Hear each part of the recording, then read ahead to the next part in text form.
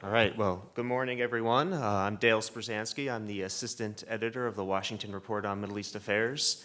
The Washington Report is co-hosting today's event with the Institute for Research, Middle Eastern Policy. We give all you a warm welcome. Thanks for coming out early today and perhaps before the rain starts, so wise people. So my job is just to do some housekeeping here so you all know what's going on today. The big thing important for the audience will be the question and answer session. So inside the bags you were given at registration are 6 note cards, one for each event. If you have any questions, you can write it on those note cards and pass it down to people who will be collecting them. They will give it to the audience members on the stage and answer your questions. This will allow us to speed things up, compile similar questions together, and keep our compact program flowing smoothly today. This event is also being live streamed on our website, so questions can also be submitted on Twitter at Israel Lobby US. Also, of course, just please make sure your phones are silenced if you're going to be having conversations outside the doors so that events aren't disrupted. Book signing. Lots of our authors will be signing books later today, throughout the day. The book signing schedule is found on the back of your program. Also, just a reminder that there are lots of members of the press here, so if anyone talks to you, it could end up published somewhere, so if you don't want something published, don't say it.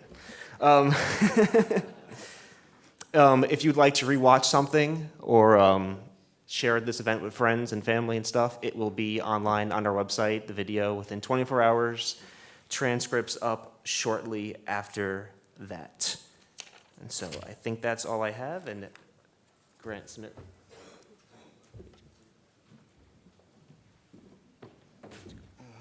Let's see, what do we do?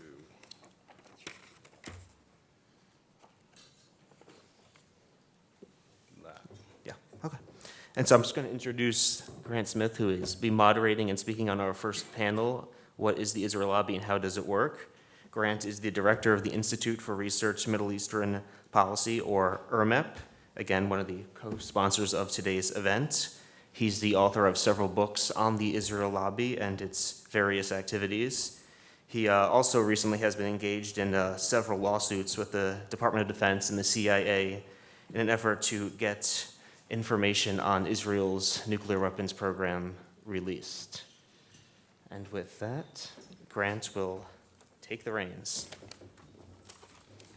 Thank you, Dale.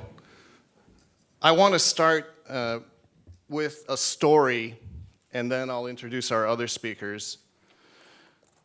And that is about one of those lawsuits. On February 10, the Department of Defense released a document, Critical Technology Issues in Israel, that unequivocally confirms for the first time from a U.S. government source that Israel has an advanced nuclear weapons program and national laboratories equivalent to our Los Alamos and Lawrence Livermore laboratories, and that the Sorek reactor, a gift for Atoms for Peace from the Eisenhower administration, has, quote, the technology base required for nuclear weapons design and fabrication. This process was 1,132 days and another 140 days in federal court. As many of you know, and this is one reason we're repeating so many of these loops about nuclear weapons, we do have modifications to our Foreign Aid Act of 1961, the Symington and Glenn amendments that occurred in the mid-70s, which explicitly prohibit U.S. foreign aid to countries trafficking in nuclear weapons technologies outside of the Nuclear Non-Proliferations Treaty.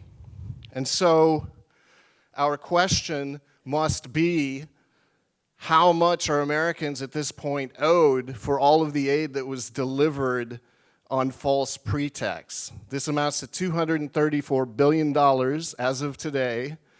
And if there are 122 million US taxpayers, our average refund per taxpayer is that figure up on the screen, $1,900.09 and 54 cents, or $9.54. So the question is, as the videos say, why do presidents deny that this weapons program exists? Why does the press underreport it? In this game, as in many games, if you're looking at a con develop and you can't figure out who the mark is or the victim, that's because it's you. In this case, strategic ambiguity, as it's called, is a farce masquerading as grand strategy that started back during the Nixon administration. In 2014, the ISCAP, which is the highest declassification authority in the United States, overruled and released information about the Nixon-Meyer negotiations in which Nixon's feelings that he would be, quote, have a Zionist campaign to try to undermine, unquote, him if he did not agree to this gag policy is clear at this point. Israel claims it won't be the first to introduce. Our presidents won't comment on it. Whistleblowers are punished by Department of Energy regulations. The Nuclear Non-Proliferation Treaty is undermined, and taxpayers are both abused and uninformed. And it's not like they don't know. The question to ask is who's being fooled? In a Google consumer survey last year, a majority of Americans, almost 64%, said that they believe the Israelis have a nuclear weapons program. So they're not being fooled. And it's a testament to the power of Israel lobbying organizations in this country that a policy costing so much can last for so long. So what I'd like to talk about are one portion of activist organizations, which I call Israel affinity organizations, which is a tax-exempt portion of this lobbying ecosystem. And just to define that a little bit more, we're going to look at 350 organizations. We're going to look at when they were formed. We're going to look at some of their major functional categories and what could happen in the future as they continue to grow in terms of revenue and resources. So every organization I'm talking about in aggregate is a 501c3 or C4 organization. That's unconditional support for Israel is a top priority. It's headquartered in the US, and it's retaining its tax-exempt status. Again, that's almost 350 organizations, but it's not the whole picture.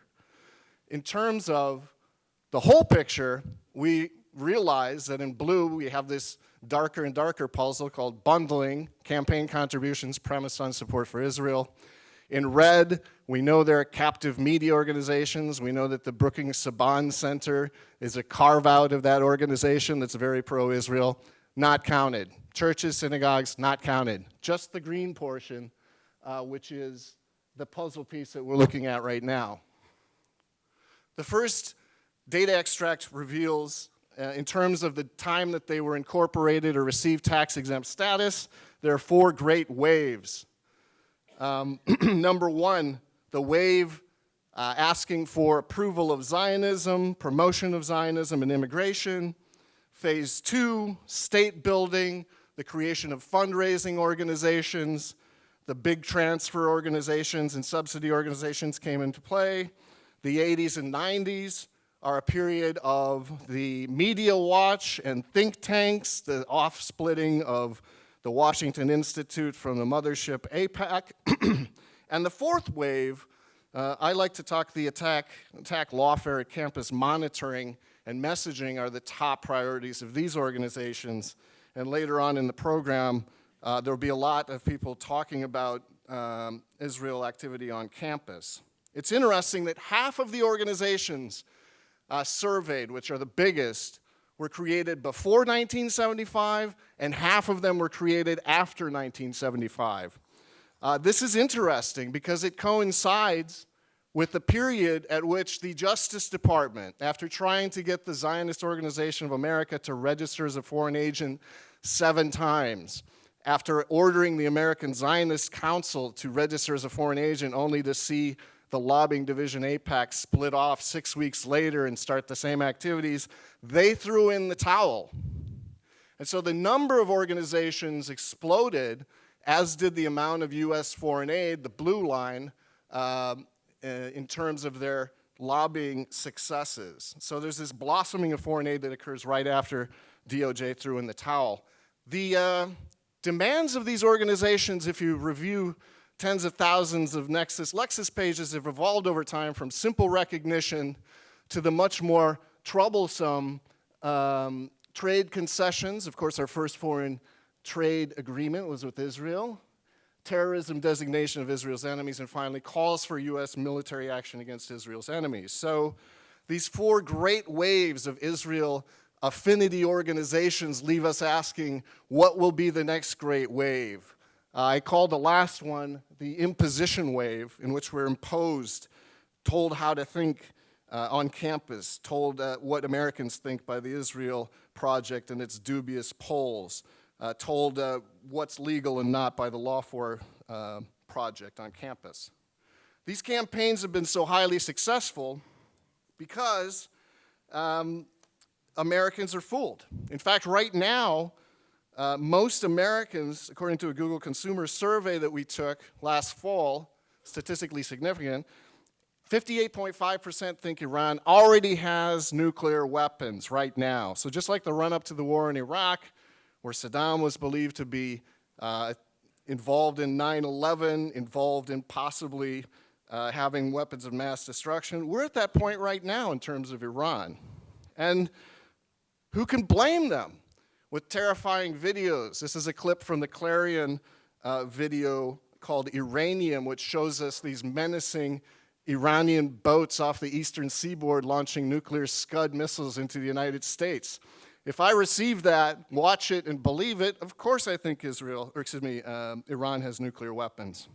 So in aggregate, the total revenue of these 350 organizations has been growing. It suffered a bump, obviously, during 2008.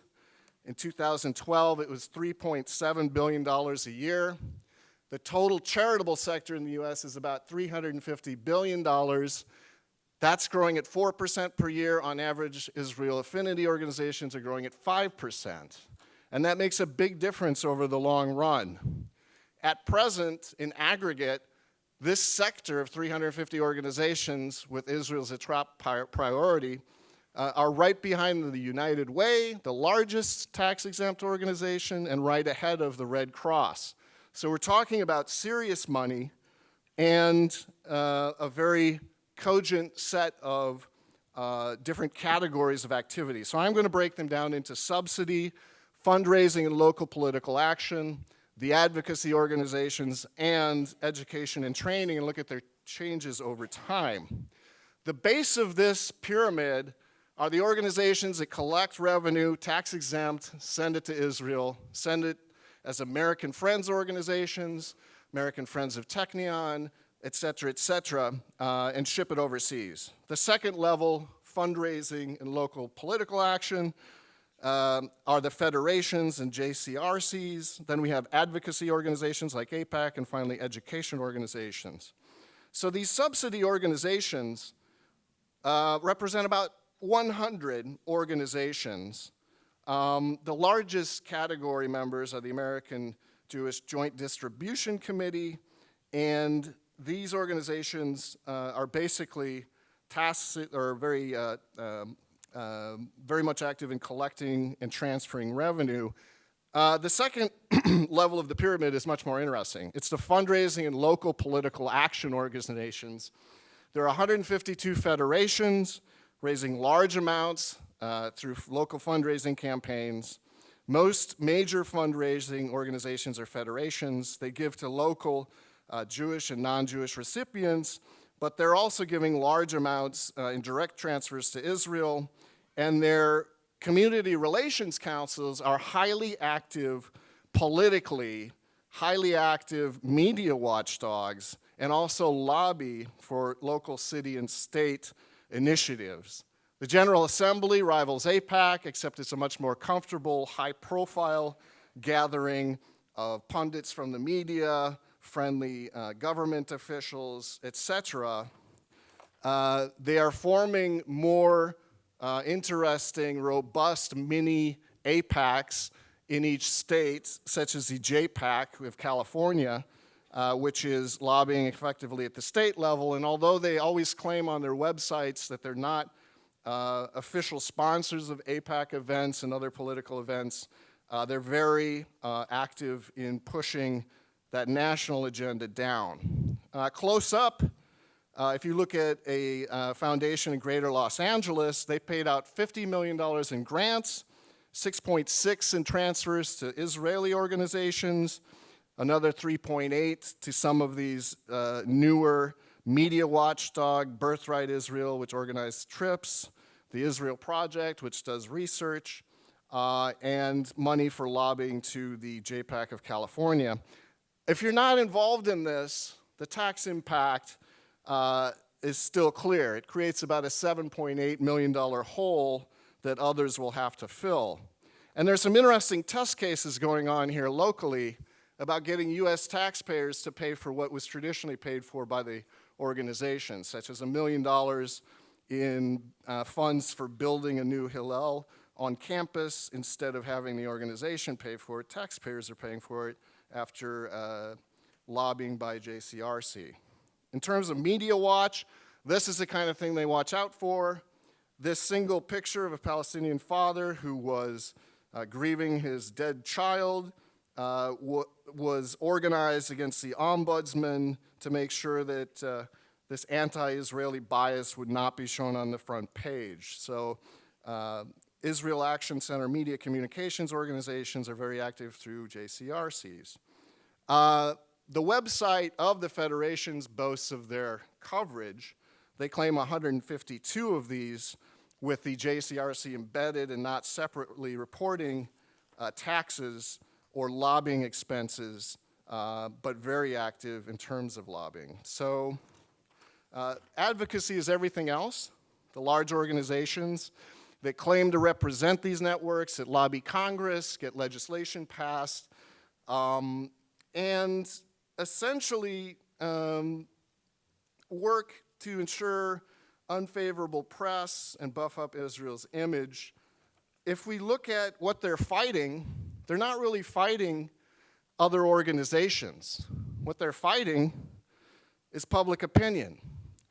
In a fall survey, 60.7% of Americans, when being advised of the relative levels of aid to Israel, said that they did not support the current levels of aid. It was either much too much or too much. So it takes a lot of money to get increasing, in many cases, annual aid to Israel in the face of massive public opinion that's passive but very clear in polling. Here's another poll. We took this last week. Representative, statistically significant, Google Consumer Research. Congress, here's the poll question. Congress and state legislatures passed scores of resolutions condemning Palestinians and voicing unconditional support for Israel every year. 2 questions. These resolutions do not represent my views. These resolutions represent my views. They're randomly reversed. Almost 70% of Americans say, these don't represent my views. So it takes real money to pass these in state legislatures, in the Congress, in the face of this passive but very significant opposition. So the education and training indoctrination segment of Israel affinity groups and organizations is really involved in training within the community, Zionist education. For the American public, it's about Holocaust museums. For law enforcement, it's about getting the ADL into law enforcement to train them on counterterrorism. And so it's an effort that's collecting about $317 million in 2012 with 14 major Israel affinity organizations propelling that. And so most Americans, again, in broader scope, according to a 2012 Chicago Council survey, don't take one side or the other when it comes to the Israeli-Palestinian issue.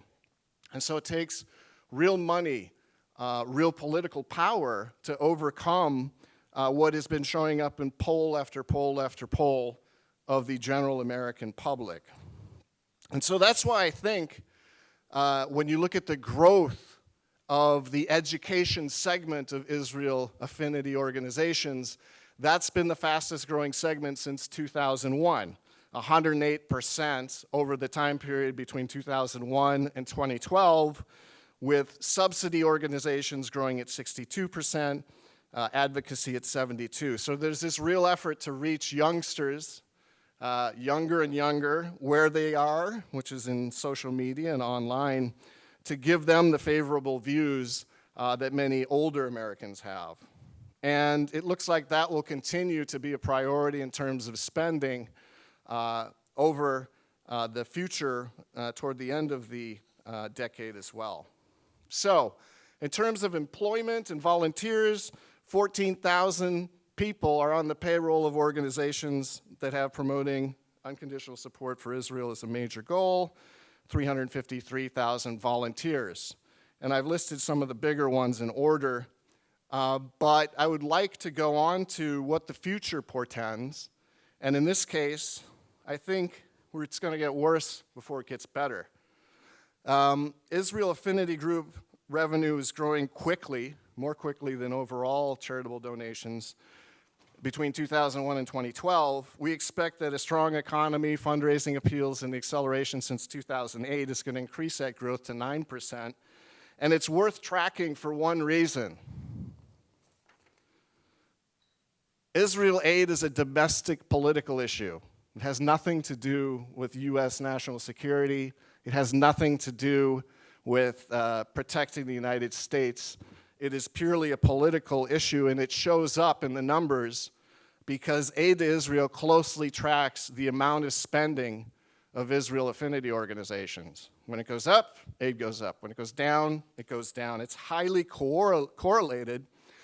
And so I can say with confidence, especially with President Obama making noises of conciliation after this initial Iran agreement, that there will be more aid, secret and public, in the future.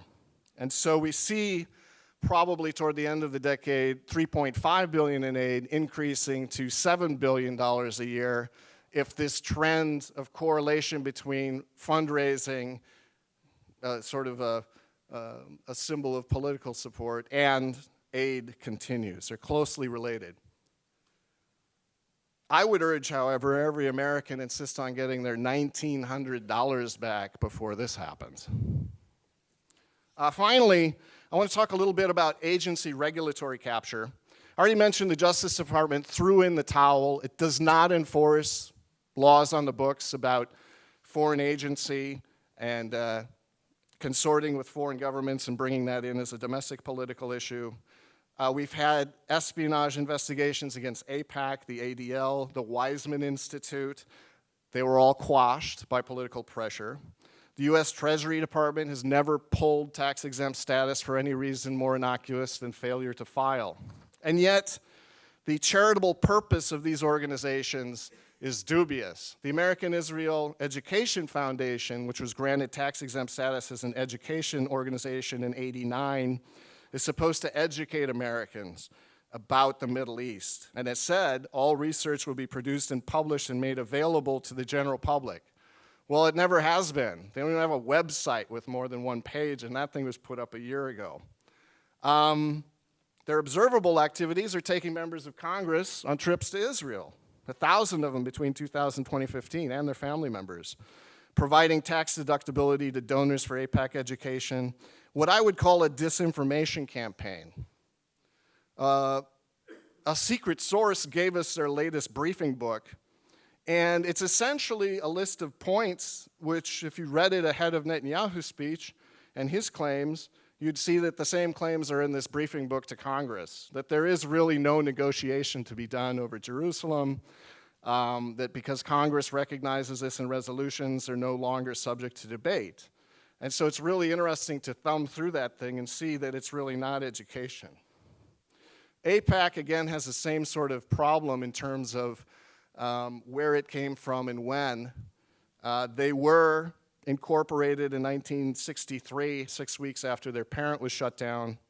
Their tax-exempt organization application in '67 was for charitable education and religious association, but they've been lobbying, just like their parent has, and have never been called on the extremely tight coordination with the Israeli government, They've never been prosecuted for obtaining on 3 occasions classified information to lobby against American industries and pass a free trade agreement, missile secrets to overturn sales to allies, and they refuse to register under FARA. Even though they are a successor, the Justice Department is uninterested in that. So I would just have to say, in conclusion, that studying the movements of these organizations provides a real insight into the future. Our next 2 panelists will provide a level of detail that's even greater in terms of their observations inside and outside of these organizations. I think I'll just start off then by introducing our next speaker, Seth Morrison, who's held leadership posts in various local, regional, and national Jewish organizations, starting in college as a youth leader in Young Judea. He's currently active in Jewish Voice for Peace.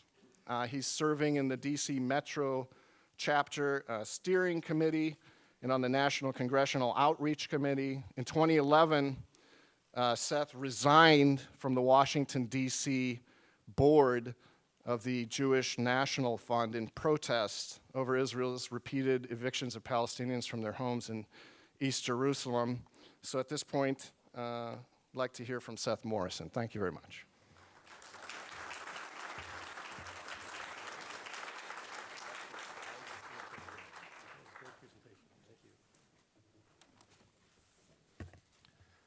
Good morning. So, how many people will be joining me on Sunday evening as we watch the next round of Game of Thrones? Not too many, but it's a fascinating show. And it's really a chess game between various factions trying to take power in this mythical kingdom. And I think that's a good analogy as we look at the American Jewish community along with Christian Zionist groups and other allies and how they've become so powerful. So Grant gave us a fascinating picture, and I have to admit I've learned a few things from it, even though I was actively involved in these groups. And he's shown us the financial and legal side of how our community has become quite powerful.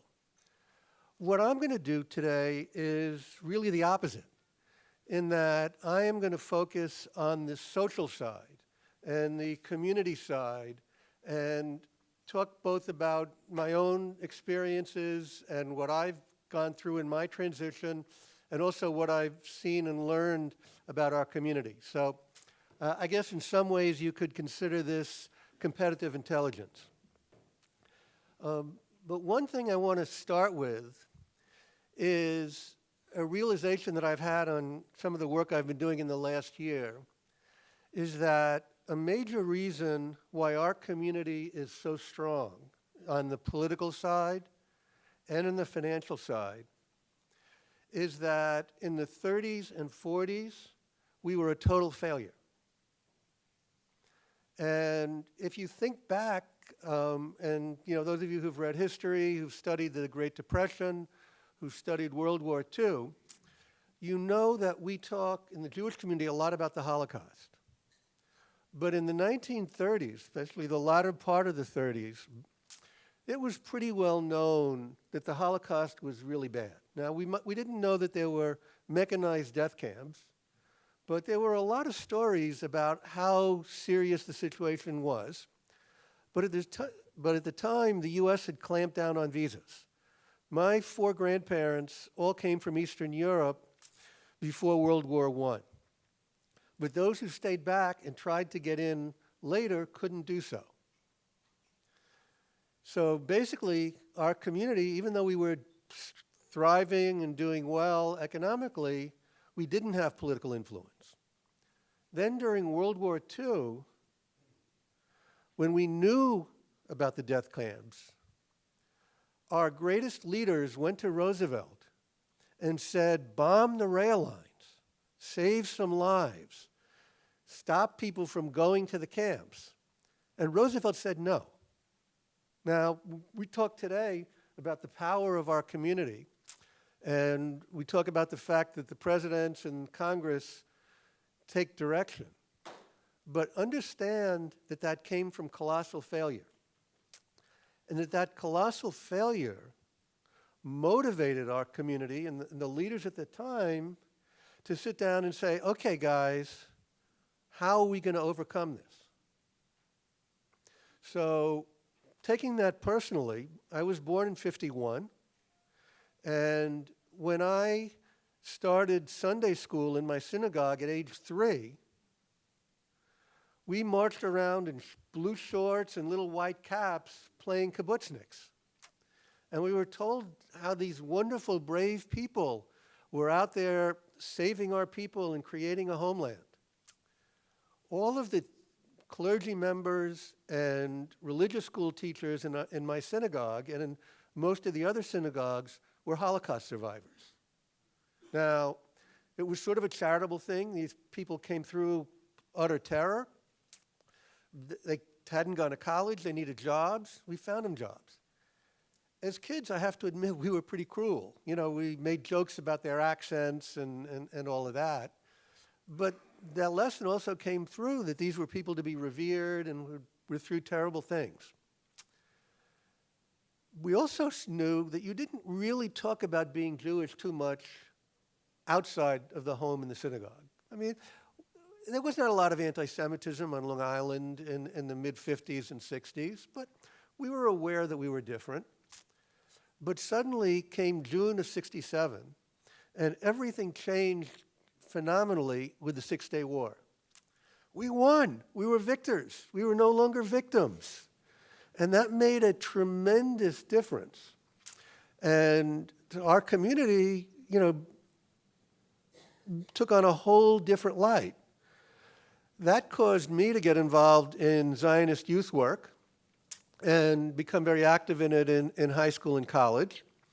And that was, of course, pure indoctrination. I mean, the only mention we had of the Palestinians came with the word terrorists or with the word refugees, because they voluntarily left Israel on their own because Israel was going to be driven into the sea. And you have to understand that this is what I've been hearing since I was 3 years old. This is not something that was new. This was our lives. This was our family. This was our history.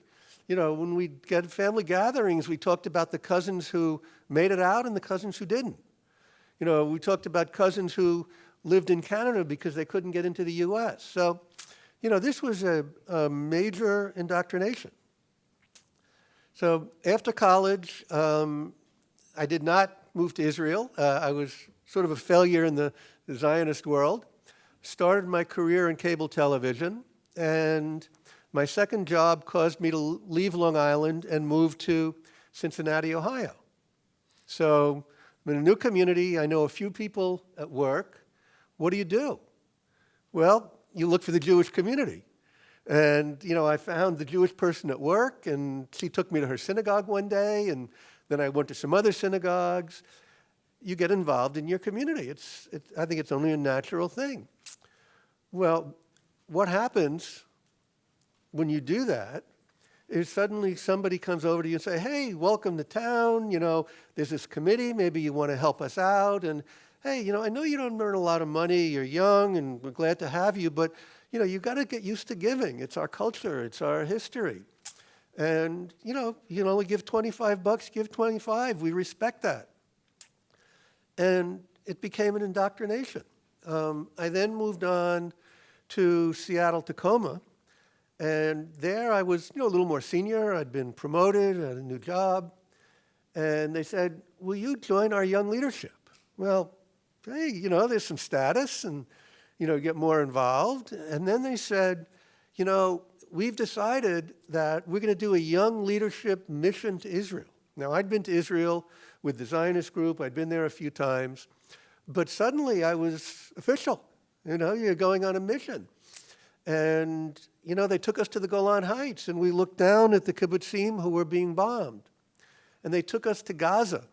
And we met with this woman who told us about how she was willing to live there with her young children, even though it was in danger, because this was our land. This was the fulfillment of our dream. These things all made a tremendous difference, and they make an impression on young Jews, even like those like me who are not particularly religious. It's a way, it's an involvement, it's an identity.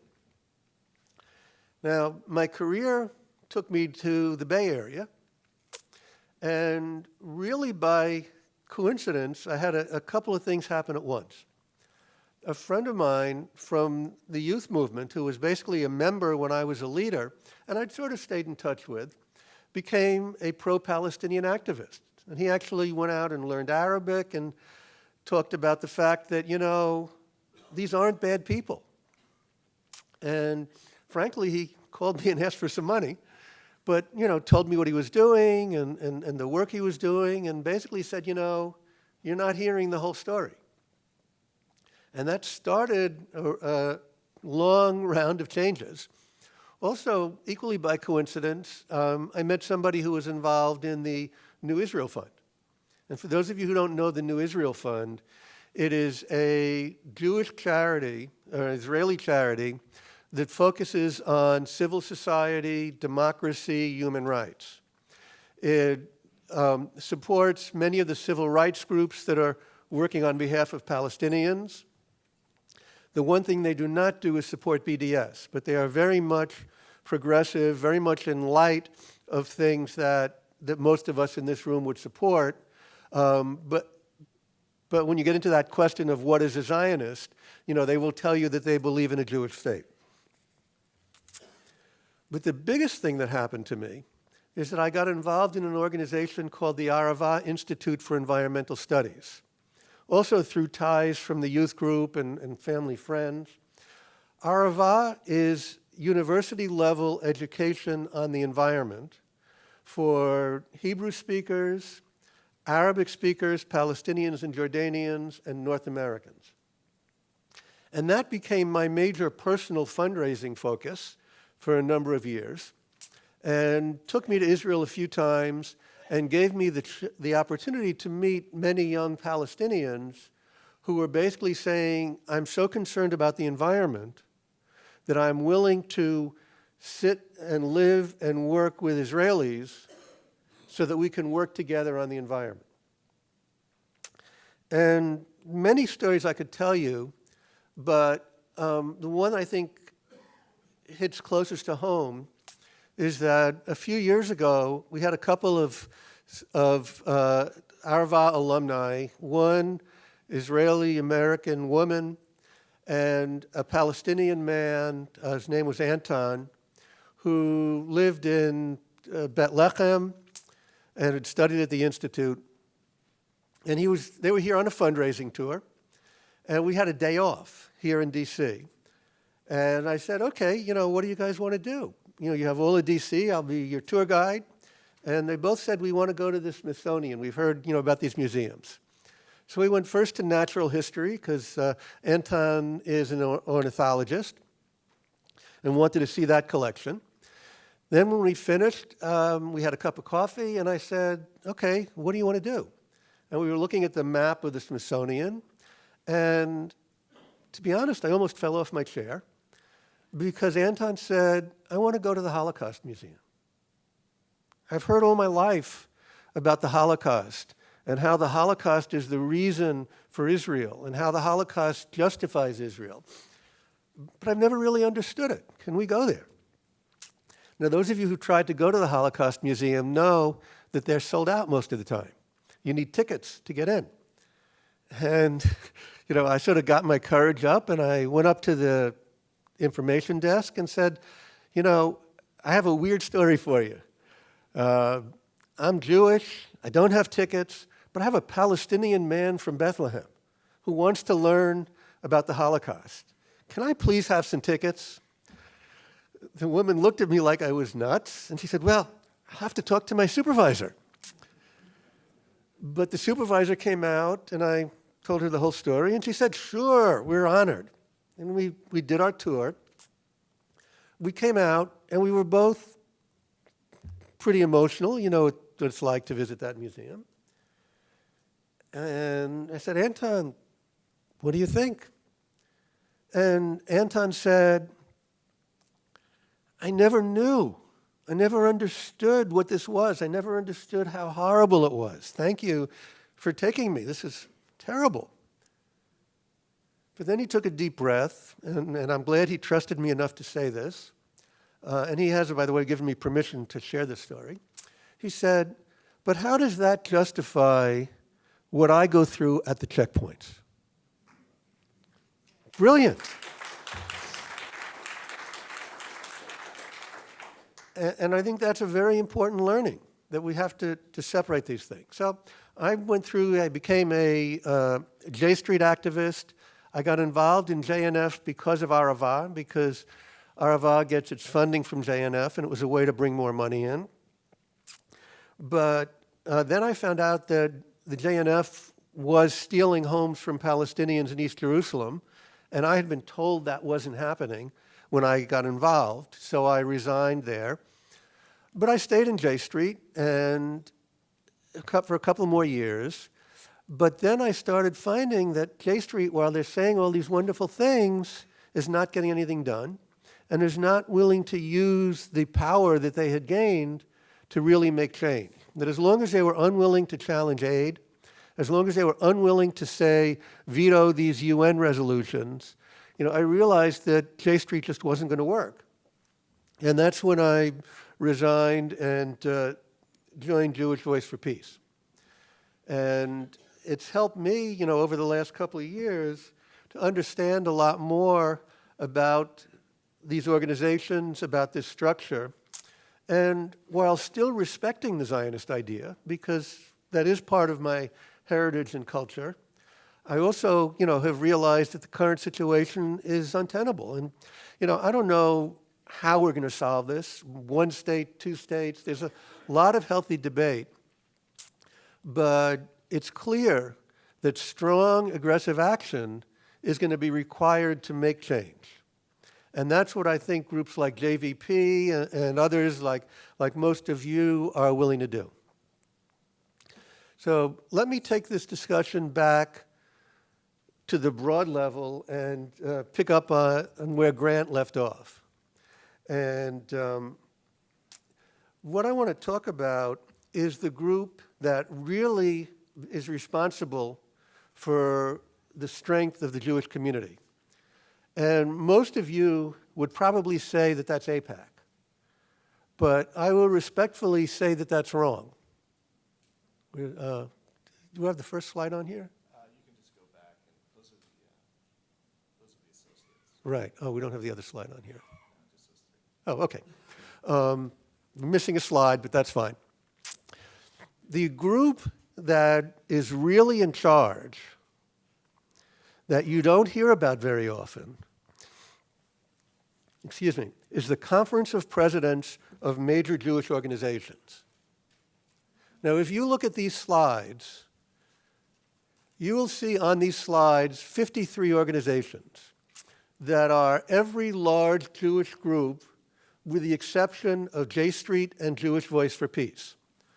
All of the synagogue groups, all of the fundraising groups, all of the political groups, all of the influencing organizations. 53 people in one room control those groups. How many people know who the board of AIPAC is? Well, and I have to admit, Grant told me this one when we were getting ready for this presentation. And I sort of knew it, but I didn't realize it as directly.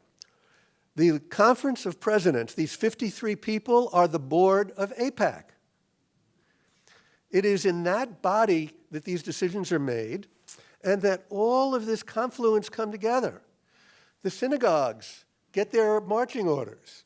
The universities get their marching orders. The charities get their marching orders from those 53 people. And every once in a while, you'll meet a liberal Zionist, like I was, and they'll say, we stood up and we argued for the Palestinians. Well, you know what happens? They're outvoted, 50-3. And they stand up and they say, I argued for the Palestinians. And they may feel good, and they go to all these fancy meetings, but the reality is that they're ignored. So let me just give you two conclusions that I hope you'll keep with you throughout the day and throughout your work. One is that we have to understand who our opponents are, and we have to use the same skills. We have to find a way to unify our groups, whether it be church groups or peace groups or mosques, and organize ourselves as strongly as our opponents, because they are strong, and they've put together a wonderful organization that somebody could do a case study on. We must learn from them and use that. The second thing is, I only have a moment left, but many of you have heard about a Palestinian initiative against what is called normalization. And it's a very valid issue that says that Palestinians should not participate in activities that normalize the occupation or show them on the same level as Israelis, because clearly they're not. And I support that initiative. But I will also say that I would not be here today if I hadn't met Anton and so many other Palestinians willing to educate me about their life story and about their history and about why there's another side. So especially as we look at American Jewish communities, we have to talk to them. We have to reach out to them. And it's not easy, and you'll hear things we don't like. But especially we have to bring Palestinians to them and say why they're mistreated and how they're mistreated and share their stories so that we can all learn from each other. Thank you.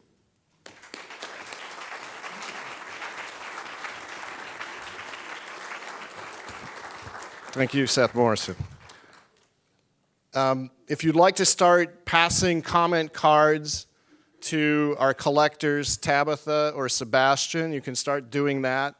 Our crack journalists from Japan over there at the table, you need to move out because we're going to use that Twitter feed to collect questions as well. So thank you, Rai. So our next speaker is Jeffrey Blankfort. He's a photojournalist and radio host. He made his first trip to Lebanon and Jordan in the 1970s to take photos for a book on the Palestinian struggle that led to his involvement in their cause. He became a founding member of the November 29th Committee on Palestine and a co-founder of the Labor Committee on the Middle East. And he currently hosts a twice-monthly program on the international affairs for KZYX, the public radio station in Mendocino County in Northern California. Please welcome Jeff Blankfort.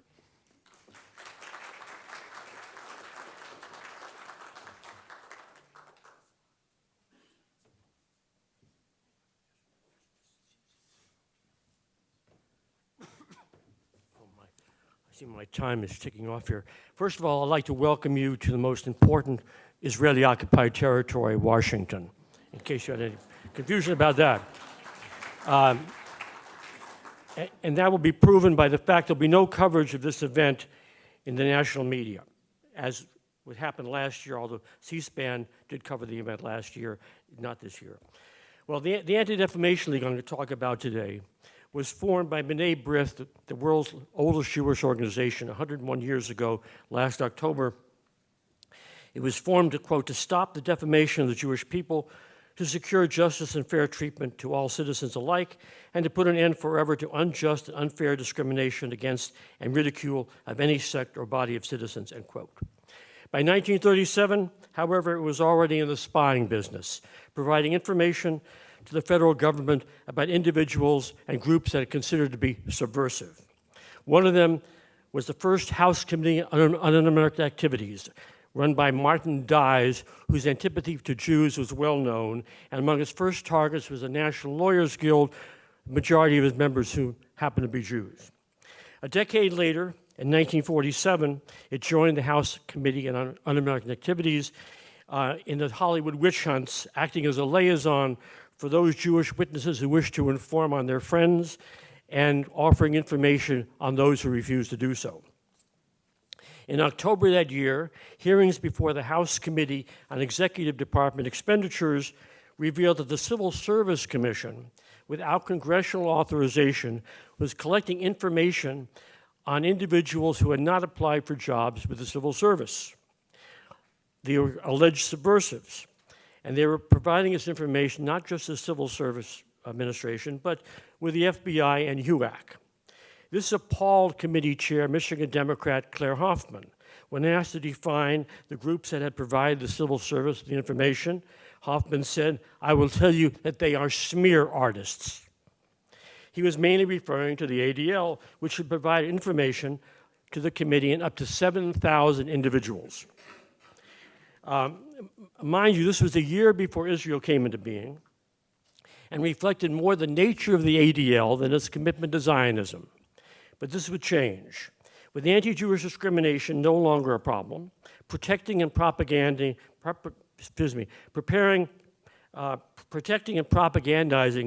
for the new state of Israel, and censoring its critics and intimidating those potential critics came to dominate ADL's agenda and has since.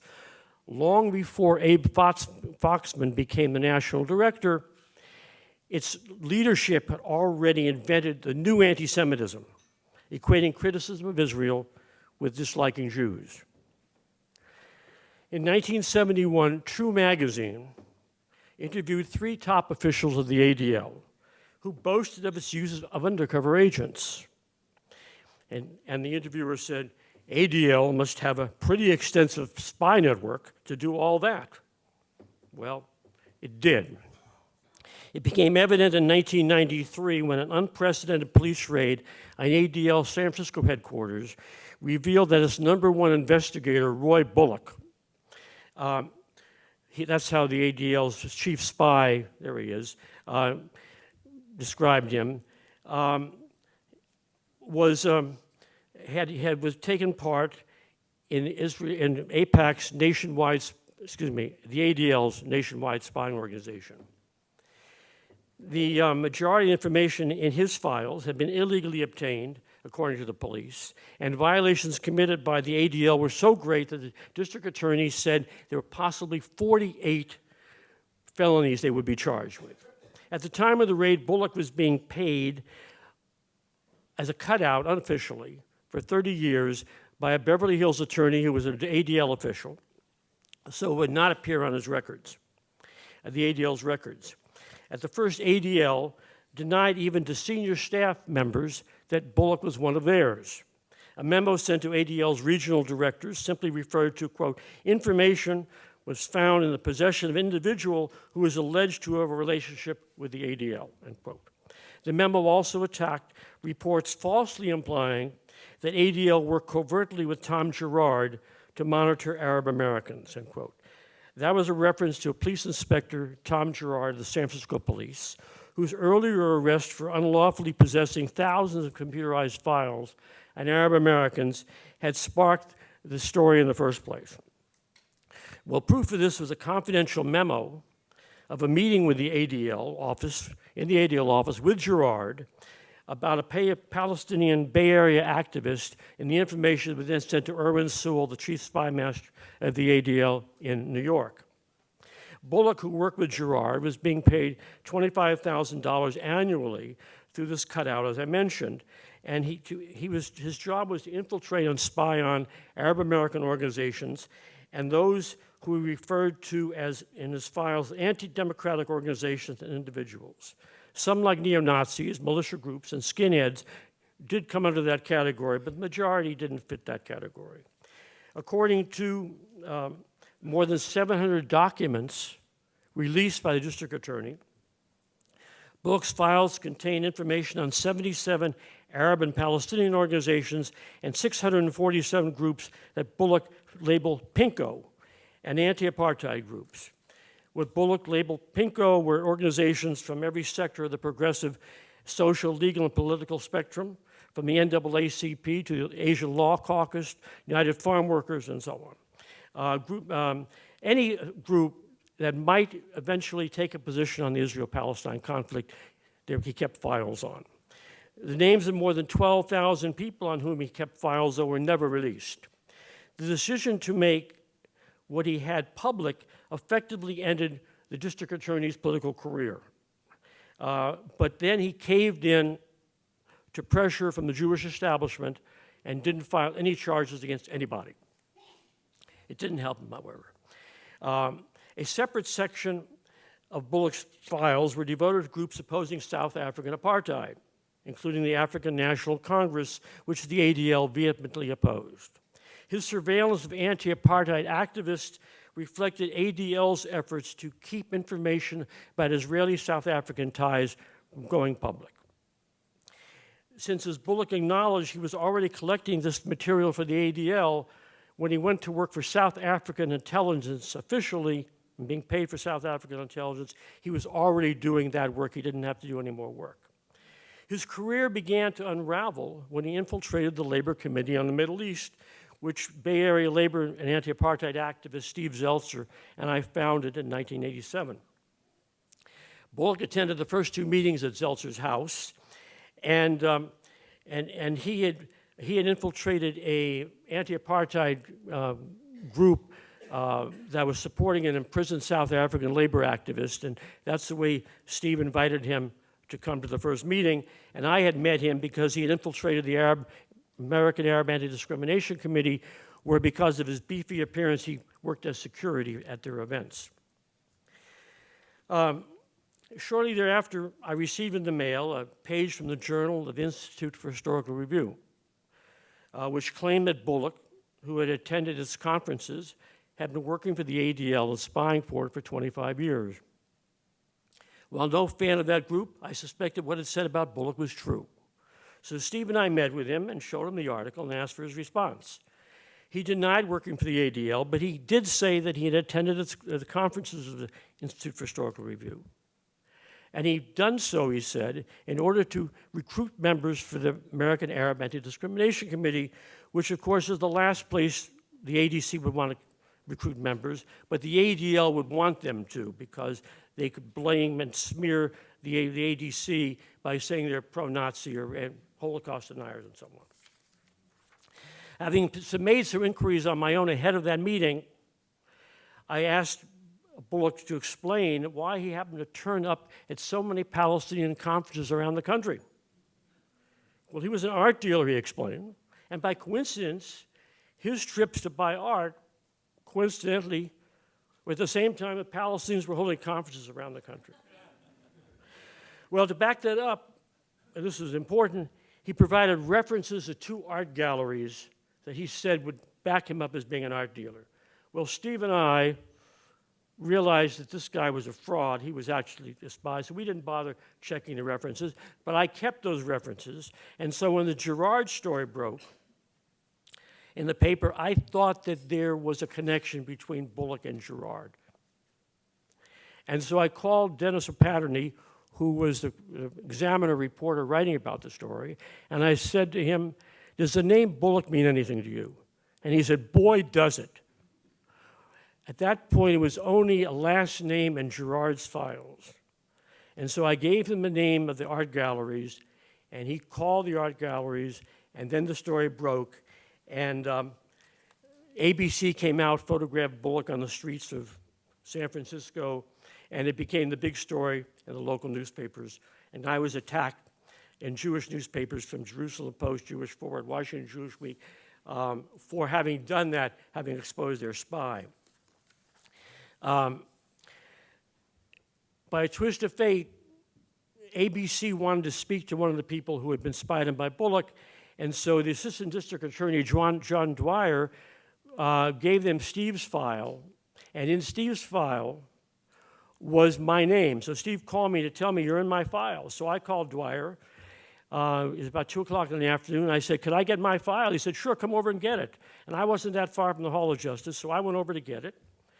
And if I hadn't done that, I never would have seen the file, because that night, thanks to an ADL request, the files were closed and have been closed ever since. That enabled us to have a case. The information on mine was a mixed bag, much of it sloppy, most of it wrong, such as my having married a woman in 1963 who I never heard of. It also contained my Social Security number, which the ADL had no business legally having. And the information clearly had come from the FBI, with whom the ADL has had a long working relationship. Well, attorney and Congressman Pete McCloskey, former congressman, himself a target of the ADL, he believed we should file a class action suit against the League, and that he would do it pro bono. If it was not for McCloskey, we would not have had a case, because other lawyers would never have taken this case because it would have damaged their political career. To qualify as a plaintiff, one had to either or support Palestinian or oppose Israeli policies or oppose apartheid in South Africa. Steve and I had done both. Initially, there were 19 individuals in the case. 16 dropped out, however, when they were afraid that if we lost, they'd have to pay court costs. That left me, Steve, and a woman, Anne Poirier, who was an anti-apartheid activist in the case. And McCloskey single-handedly faced down a brace of the ADL attorneys from the highest paid and the largest law firm in San Francisco at the time. We contended the ADL had violated the California right to privacy that was designed to prevent institutions like the ADL from having public information and distributing it to other sources. And that's what the courts would determine, that the ADL had taken our information and given it to Israel and South Africa. In 2002, after almost 10 years in the courts, the ADL threw in the towel. On the Friday before the Monday, when the court had determined we should go to trial, the ADL offered a monetary settlement for which we would not have to sign a confidentiality agreement, which would have prohibited me from speaking about the case as I'm doing now. And that's the reason the case went so long. We would not sign that agreement. What did the ADL want us to talk about? Well, one thing, Bullock was being paid by the South African intelligence for spying on black South African exiles, and that he had followed and reported on the travels of Chris Hani, a young black South African leader who was expected to become president one day after Nelson Mandela, and who was later assassinated. It didn't want the public to know that in Bullock's files was a floor plan and a key to the office of Alex Oda, who is the leader of the American Arab Anti-Discrimination Committee in Orange County, who Bullock had befriended.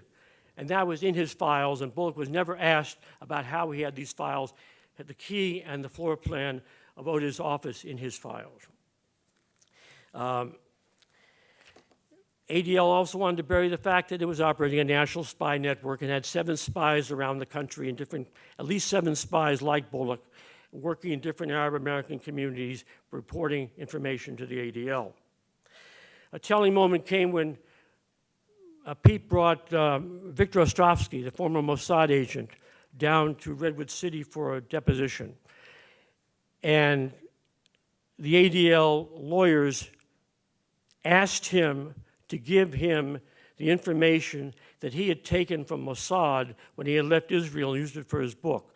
So here's the ADL lawyers asking the former Mossad agent for his files from Mossad. You want a connection between ADL and Mossad? It's right there. It was, of course, it was logical, but back in 1961, there was a letter from the head of the ADL, Ben Epstein, which he bragged about how the Israel and the ADL provided information to the government of Israel and the government of the United States.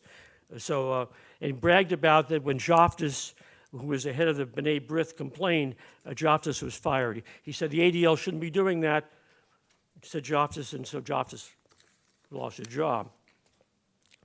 The police investigation of the ADL in San Francisco was unusual because the ADL was collaborating with police all around the country, and the San Francisco police, when they went to Los Angeles, which was heavily infiltrated by the ADL, the LA Police Department, the LAPD would not collaborate or cooperate with the San Francisco police in their investigation.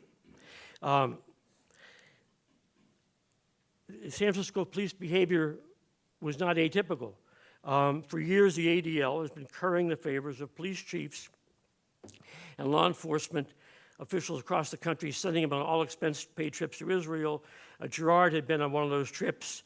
According to the ADL's 2013 990 tax filing, 890 law enforcement personnel had been through its, quote, advanced training school on extremist and terrorist threats, and more than 85,000 had undergone training in conjunction with the Holocaust Museum here. How that was expected to benefit Americans, I don't know.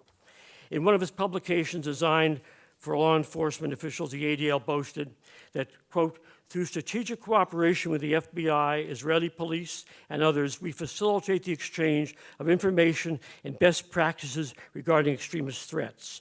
Law enforcement officials at the federal, state, and local levels turn to ADL repeatedly for assistance and value our expertise.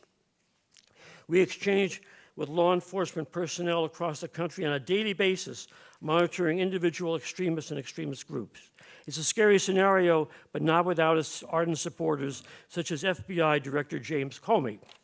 On April 28th, a year ago, addressing the ADL's national conference, Comey thanked the organization for having trained more than 12,000 law enforcement personnel the previous year, and since 2010, he said, FBI employees have participated in more than 105 training sessions sponsored by the ADL on extremism and hate crimes in 17 states and here in Washington, D.C. Your leadership, he said to the ADL, in tracking and exposing domestic and international terrorist threats is invaluable, and the training you voluntarily provide at conferences and classrooms at the community level is eye-opening and insightful. If this sounds a bit like a love letter to the ADL, he said, it is, and rightly so. Reality check. Shortly after Comey's talk, Rand Smith here, under the Freedom of Information Act, requested copies of the training materials used in the ADL sessions with the FBI. According to the Justice Department, they couldn't find any. Second reality check, and closing up here. In November 1983, Leonard Zakim, executive director of the ADL's New England office in Boston, sent campus Jewish leaders a booklet, quote, a booklet containing background information on pro-campus Arab sympathizers who are active on college campuses, telling them that if, quote, you need more information on these individual groups or any others, please call us, end quote. He encouraged them to pass knowledge on that they may have on other individuals and groups onto us so we can have a more complete and useful listing, end quote. In a postscript, he cautioned that, quote, this booklet should be considered confidential because it easily could be misconstrued, end quote. Among the names were Professor Edward Said and Senator James Aberrest. The booklet's existence was not made public until January 1985, when the Middle East Studies Association was preparing to pass a resolution asking the ADL to disown the document. When questioned about it by the New York Times, Zakim said the document had been careless and that he would not have written the cover letter if he considered the matter thoroughly. Given it had been distributed more than a year before that, it's obvious the only thing that Zakim regretted was that he'd been caught. His reputation survived that.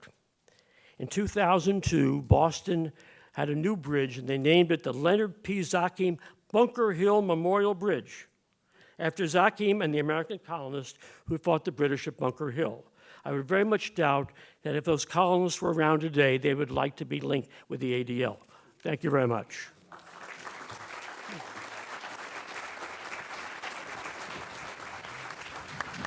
Thank you very much.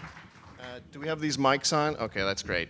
So our next panel should be assembling over on the side.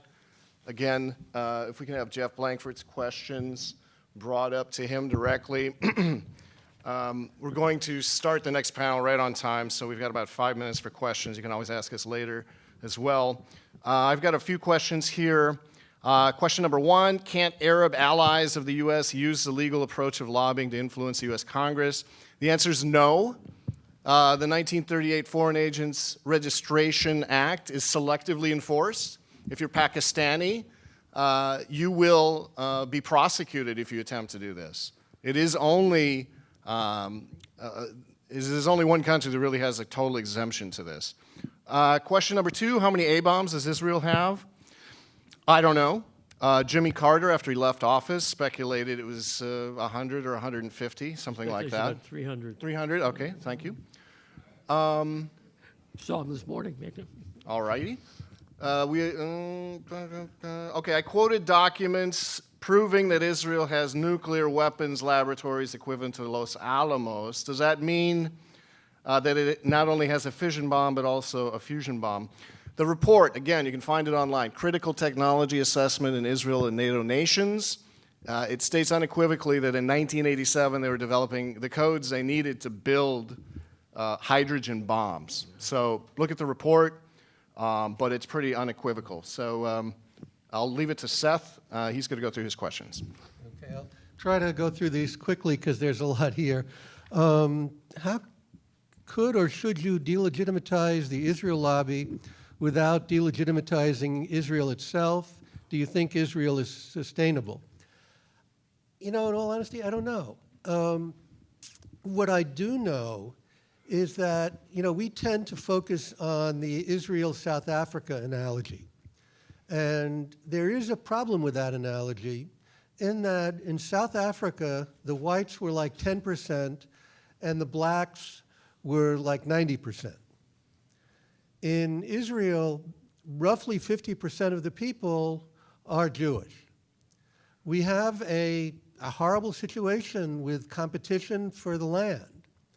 And we have to find a way to be fair to all of them. And hopefully better minds than mine can do that. Does AIPAC mentor or develop people in Washington at the senior level?